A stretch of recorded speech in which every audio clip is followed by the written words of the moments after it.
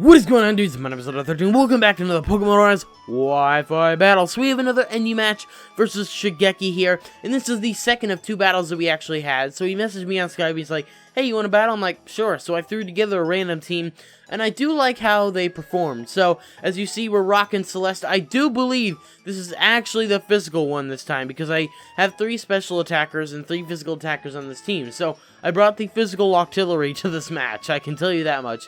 Anyway, he's bringing kind of a bulky team, and it's also kind of scary considering he's got the Zebstrika, and that Sawsbuck could be really dangerous if it gets set up. So anyways, yeah. So this was the first battle was much better than this one, so I decided I'd show this one first. But anyways, I lead out with a shiny Ravager. I believe this is the original one that I had from the unlocked Alpha Sapphire version that I purchased. For some reason, I decided to do it. Actually, I did it to complete my Pokedex, so I can get the shiny charm. But anyways, that's not that big of a deal. So he swaps out, predicting something. I don't know, maybe just scared of a hit. And I end up going for Equake anyway. So I'm like, you know what? The Swoobat and the Mantine are the only things he wouldn't do, that wouldn't do very well. And I don't know what he expected, but he sends in the Zebstrika and gets one shot. So that was very, very nice to get rid of that threat immediately. So right here, since I'm Choice Scarfed in to Earthquake, I have to go for Earthquake again, and that was actually my best move I could have done to this thing anyway. So that does a lot of damage, and he gets his weakness policy as well as his Shell Smash off. Now, what I didn't expect here, I'm not sure if he knew I was Scarfed, but I thought he assumed that, because that would make sense. He ends up going for the Aqua Jet here, obviously expecting me to be Scarfed. And I lived that, which I didn't really expect considering he was +4 in physical attack, but you never know. It could be better special attacker. I truthfully have no idea. Anyways, he sends in the Swoobat here, obviously knowing that I am Scarfed into it, and he can take advantage of my Scarf. Or take advantage of my move selection. Anyways, I go into Alaska here, and he ends up going for the Calm Mind, because you know a lot of Swoobats like to go for the simple Calm Mind stored power. It's a very good strategy, and it works very, very, very nicely. Anyways, he's going to go for the Calm Mind once again. He's going to be, he's going to be at +4 special attack, +4 special defense. So, he's going to be a hell of a thing to deal with. But as you see right here, if I had gone for Nature Power, I would have knocked the thing out. And sadly, I didn't. I kind of expected the Mantine to come in. And I'd be able to hit it with a Freeze Dry, which would be super effective. 4 times super effective, and Stab, which would be very nice. Anyways, I think I was Specs in this battle, so I ended up going Freeze Dry once again, and didn't do enough because obviously he roosted and got rid of his flying typing. And I died to 1 stored power. I'm sorry about all this yawning. This is the second time I've had to record this because my dog would not shut up in the middle of the first recording. But I didn't yawn at all, and I'm so upset about that. And this is the point in the battle where we got. Anyways, I decided to scarf myself on a Thunder Punch because Thunder Punch is the safest play because I can do the most damage to his entire team, and that does a fairly decent amount to the Sawsbuck. Right here, he has to predict my switch because I can't stay in here and do much because I am Scarfed. That's my other Scarf on this team. And now I sit in Blimp here, expecting something like the Swords Dance, and knowing this thing can't do that much damage to me. So, what I'm carrying on this thing, I have a Flare Boost, Drifblim, and I have the Flame Orb. So anyways, as he goes for the Horn, which does a hell of a lot of damage, I'm gonna go for Trick to give him the Flame Orb and take his leftovers away, just so I can burn this Pokemon and make it less of a threat. Because even still, like, the continual damage would be very nice, and I do believe it's actually at neutral now.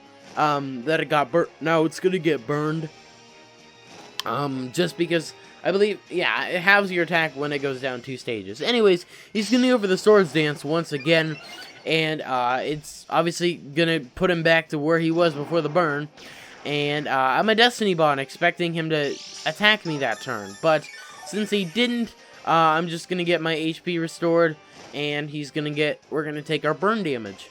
Alright, so now he's gonna go for the Horn Leech once again, and which is easily going to. I actually thought that was going to take me out, and I almost wish that I went for Destiny Ball in its turn, but I knew the fact that I wasn't going to outspeed, well, I mean, if I'd gone for Destiny Ball, I just would have gone for another Swords Dance, and it wouldn't have knocked me out anyway, and I don't think the burn would have knocked me out since he did not cause the burn. I don't even think that would have taken him out, even if he had caused the burn, but I do faint to my burn, which is sad, but I did kind of cripple this thing, so I can swap in something else to take care of it. So now I send in my Scarf Ravager, because I can pretty much go for whatever and take this thing down. So I end up going for the Stone Edge here, and it hits, and it doesn't kill it. So this thing is bulkier than I thought it was. He's going to go for Horn Leech, and sadly the +2 Horn Leech is going to take me out fairly easily. I mean, we were kind of discussing if the crit actually mattered, but I don't think it really did, because he was +2. So, you know what? It's whatever. So now I send in Princess. I can use whatever move I'd like, and just take down the Sawsbuck. I go for Thunder Punch, that's what I was thinking, because if he swapped in the Mantine just to, I don't know, why would you swap in a Mantine and Electivire? That would be my question. He wouldn't do that. He's not stupid. He's a really good battler. This is the third battle you guys, or the second battle you guys have seen with him. This is my fourth battle I've actually had with him. The first battle we ever had, he 6-0'd me, so I didn't upload it to YouTube. Anyways, I'm banded in the Thunder, or scarfed in the Thunder Punch, so I just continue going for it, and the Swoobat's able to go down. So, so far, 2 Pokemon on my team, Ravager and this thing, have taken down 2 each. And now I go for the Thunder Punch once again. It's going to hit the Torkoal, and it's going to do not very much damage, because these things are pretty defensive. He's going to hit me with the Lava Plume. Luckily, he's not going to burn. It does a fairly decent amount of damage, which makes sense. I don't really feel like swapping in and having something else take a hit from this Torkoal, so I just stay in here and decide to Thunder Punch, and he's going to go for the Lava Plume this time, and ain't so lucky on this turn as I get burned. So, obviously, my Thunder Punches are going to do absolutely nothing now. And he could probably just sit in and set up if he has anything to set up, like curses or something. I don't even know. Anyways, I have to go for another Thunder Punch, so it does a little bit of damage. He ends up going for the rock. So, nicely, he is taking advantage of my burn. So, the leftovers pretty much heals back all the damage I even did that turn. So, I somehow survive on 6 health, which is frustrating because I waste another turn of letting this thing get some leftovers recovery. And I hit it, and it does a fairly decent amount of damage. Maybe that was a max roll or something, but he's going to go for the Lava Plume, and Princess sadly goes down. I love you, Princess. I'm really sorry. Shining Electivire is beautiful, dude. Anyways, now I'm sitting in my Omastar here because I'm not really worried too much. If you remember an Omastar 5K that I uploaded a while ago, I got this thing on Wonder Trade Wednesday, and it was named Nappy, which makes sense in that case. I don't know. Omastar is kind of weird. But anyways, I decided to go for my Shell Smash and then go for the White Herb so that I'm not taking as much damage. And he's going to go for the Toxic here, and I'm thinking, well, that's not that big of a deal. I can probably still stick in here and do quite a lot of damage. And, yeah, so I'm going to take some more Toxic damage. And I believe I'm just going to go for Earth Power here. Maybe I predicted that and went for something else. We'll see what happens here. He ends up sending in the Mantine. And, let's see, what do I do here? I ended up going for Hydro Pump. So I did expect that, except this thing is Water Absorb. And I completely forgot about that. So, yeah, pretty cool stuff. He's going to go for Protect here. It wouldn't have mattered what I did. If I had literally gone for the Shell Smash, that would have been the play of all plays, but I take some more poison damage, and I'm going to go for Ice Beam, because that's literally the only thing I can do, and it does quite a decent amount, which is very nice, because I am, what do you call it? Frickin' hell, I have Hydro Pump and Earth Power as my other 2 attacking moves, so, couldn't really do much, and I don't survive the poisoning, which does suck, so Nappy wasn't able to do anything in this battle. So yes, next I send in Celeste, because I feel Celeste, of my remaining Pokemon, I think that I only have this one and something else. Anyways, he goes for the Protect. I'm gonna go for Rock Blast, because that's about the only thing I can actually do, And, yeah, so he's gonna go for Air Slash here, which is his most powerful move against me. It does quite a decent amount of damage, and I'm gonna go for Rock Blast, and I hope that I hit enough times to knock the thing out.